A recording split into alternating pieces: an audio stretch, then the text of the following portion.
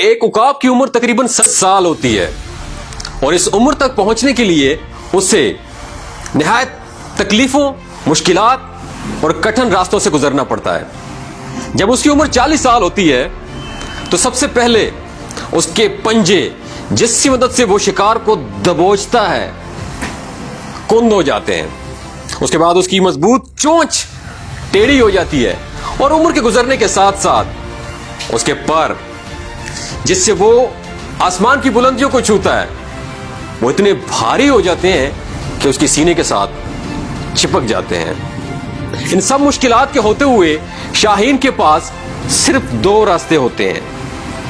پہلا راستہ کہ وہ اپنی موت کو تسلیم کر لے، ہمت ہار جائے، اپنی ہار مان لے اور مر جائے۔ دوسرا راستہ 150 دن کی محنت یعنی 5 مہینے کی محنت کے لیے تیار ہو جائے۔ آپ کا کیا خیال ہے، شاہین کون سا راستہ چوز کرے گا؟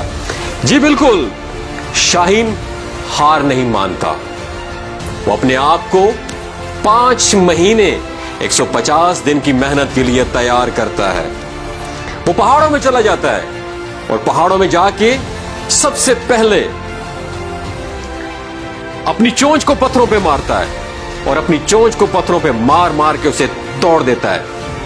جب نئی چونچ نکلتی ہے تو نئی چونچ کی مدد سے وہ اپنا ایک ایک ناخن اکھاڑ کے پھینک دیتا ہے۔ جب نئے ناخن نکلتے ہیں تو وہ ناخن اور چونچ کی مدد سے اپنا ایک ایک بال اکھاڑ کے پھینک دیتا ہے۔ اس طویل عرصے میں اسے 5 مہینے لگتے ہیں۔ جب 5 مہینے بعد وہ پہاڑ کی چوٹی پہ کھڑے ہو کے نئی پرواز بھرتا ہے، ہواؤں میں اڑتا ہے، نئی چونچ، نئے بالوں کے ساتھ اور نئے پروں کے ساتھ، تو اسے ایسا محسوس ہوتا ہے جیسے اس نے دوسرا جنم لیا ہو، نیا جنم لیا ہو۔ اس طرح وہ مزید زندگی کی 30 بہاریں دیکھ پاتا ہے۔ عقاب کی اس کہانی سے ہمیں یہ سبق ملتا ہے کہ بعض اوقات ہمارے لیے زندگی کو بدلنا بہت زیادہ ضروری ہے، اگرچہ اس کے لیے ہمیں سخت محنت جدوجہد ہی کیوں نہ کرنا پڑے۔ یاد رکھیے گا، زندگی کے ماہ و سال بدلنے سے کچھ بھی نہیں ہوتا۔ جب تک آپ اپنے آپ کو نہیں بدلتے، دنیا نہیں بدلتی۔ مجھ ناچیز سمیت ہر پاکستانی نوجوان تبدیلی کو باہر کی دنیا میں دیکھنا چاہتا ہے، حالانکہ اصل تبدیلی اندر کی تبدیلی ہے۔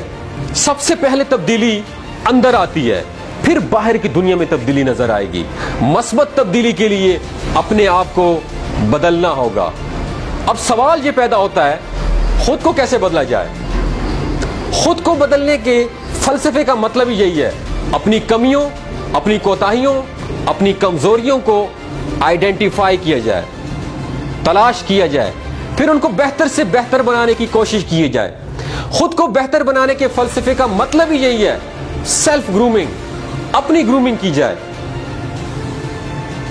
اپنی ذات کے اوپر کام کیا جائے، سیلف انویسٹمنٹ۔